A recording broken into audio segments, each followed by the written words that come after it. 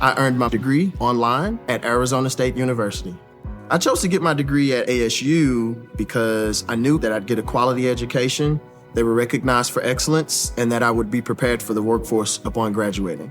To be associated with ASU, both as a student and alum, it makes me extremely proud, and having experienced the program, I know now that I'm set up for success. Learn more at asuonline.asu.edu. All right, welcome back, everyone. We're diving into something pretty interesting today. Oh, yeah, this is going to be good. Two matchups, same teams, totally different outcomes. December was a wild month for the Bucks and the Hawks, that's for sure. So obviously we're talking about the Bucks and the Hawks. Two big Eastern Conference rivals. They went head-to-head twice in December. And as you said, those games told two very different stories about these teams. And we're not just going to look at the scores. Right, we're going deeper. Way deeper. We're going to try and figure out what these games tell us about the power dynamics in the East, about the strengths and weaknesses of each team. And maybe even get a glimpse of where they're headed this season. And maybe even beyond. So let's rewind back to December 4th, Game 1. Right, Game 1. The Hawks had home court advantage at Fiserv Forum. Their home turf. And they completely dominated the Bucks. Dominated is an understatement. They crushed them. 119 to 104. Not even close. No, not even close. What stood out to you in that game? I mean, a lot of things stood out. For sure. I mean, the Hawks just came out strong, and they never let up. It really felt like they had a game plan.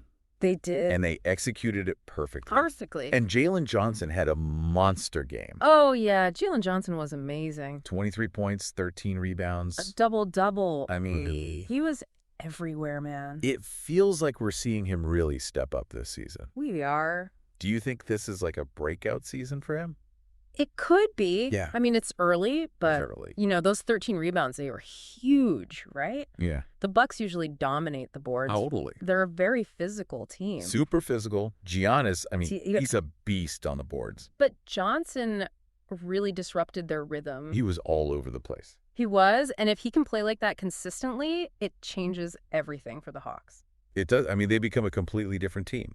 I agree. Now, Trae Young had a quieter scoring night in that game. He did, relatively speaking. I mean, only for Trae Young. Yeah, I mean, he still put up 7 assists. 7 assists, which is nothing to sneeze at. Not at all. So he may not have been lighting up the scoreboard that night. But he was running the show. He was facilitating. He was being a playmaker. Exactly. And that's what makes Young so dangerous. Totally. Even when his shot isn't falling, he's still finding ways to impact the game. He is. And the Bucks clearly had a defensive strategy focused on him. Oh, yeah. They were all over him. But he still found ways to impact the game. He's tough to stop, man. He is. He is. But on the Bucks side, Giannis still put up 31 points. Yeah, Giannis is Giannis. He is. You can't really stop Giannis. It's just that the Hawks were just too much that night. Right. It was like he was trying to swim upstream against a raging current. That's a good way to put it. You know, one guy can only do so much. Exactly. And I think that game, you know, the Hawks' dominance in fast break points and points in the paint really tells the story. Yeah, the stats don't lie. They were just more aggressive. They were pushing the pace. They were getting easy baskets inside. The Bucks just didn't have an answer for it. It was a tough night for the Bucks, a really good night for the Hawks. It was. It was a statement. So Game 1 was a statement win for the Hawks. But a week later, December 14th, these two teams meet again. Round 2. This time it's the NBA Cup semifinals in Las Vegas. So we've moved to neutral ground. Neutral ground, higher stakes. Yeah, higher stakes. The winner goes to the NBA Cup final. I mean, talk about pressure. Yeah, you could feel the intensity. You could feel through the TV screen. Oh, absolutely. I mean, that's how intense it was. So how does this one play out? Well, the Bucks get their revenge, 110 to 102. Okay, so a much closer game. Much closer. Which makes it even more interesting, right? Oh, yeah, way more interesting. Because it wasn't a blowout. It was a battle. It was a battle all the way to the final buzzer. Absolutely. And I think this game showed us what the Bucks are really made of. Right, because they could have easily folded after that Game 1 loss. They could have. But they didn't. They didn't. They dug deep. They dug deep. And they showed their championship resilience. Yep.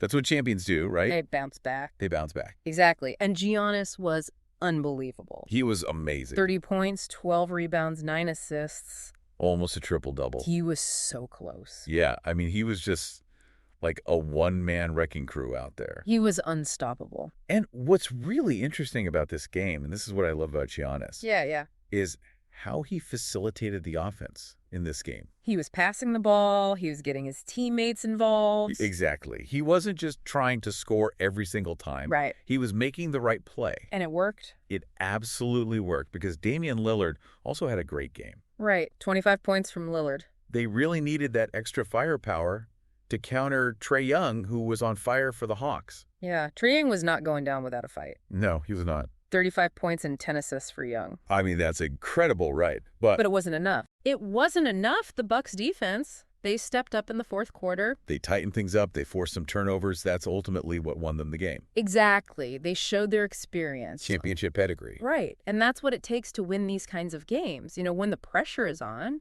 you've got to be able to rely on your experience and your talent. You got to be able to execute. Exactly. So we've got these two very different games. Two very different stories. But what I'm really curious about is what this tells us about the Eastern Conference as a whole. Right, right. I mean, it feels like things are wide open this year. It does. What do you think? I think these two games are like a perfect example of the competitive landscape in the East. Oh, interesting. Because on the one hand, the Bucks are still the team to beat. They're defending champs. They made it to the NBA Cup final. Right, they're a serious contender. Right. But the Hawks showed they can go toe-to-toe with them. Especially with Jalen Johnson's emergence. Oh, absolutely. It's a huge factor. Yeah. He's a game changer. He's like a wild card for the Hawks. I like that wild card. That's a good word for him. Because if he keeps developing, they become a real threat. They do. And a threat to everybody in the East, not just the Bucks. That's right.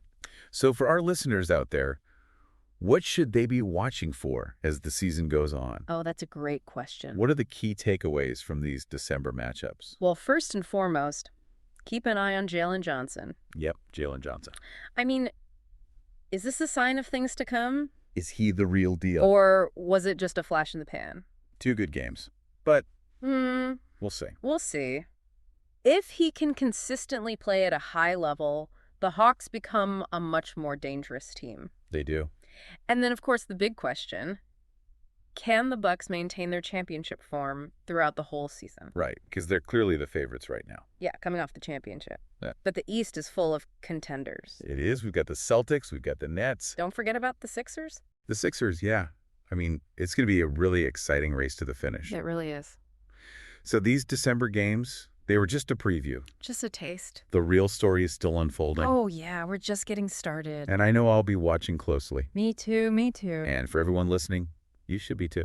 Yeah, pay attention to these matchups, these players. This is where the excitement is. This is where the drama unfolds. These games matter, and they give us a glimpse of what might be to come. And who knows what the future holds, but it's going to be fun to watch. It is. So stay tuned. We'll be back with another deep dive soon. Until then. See ya.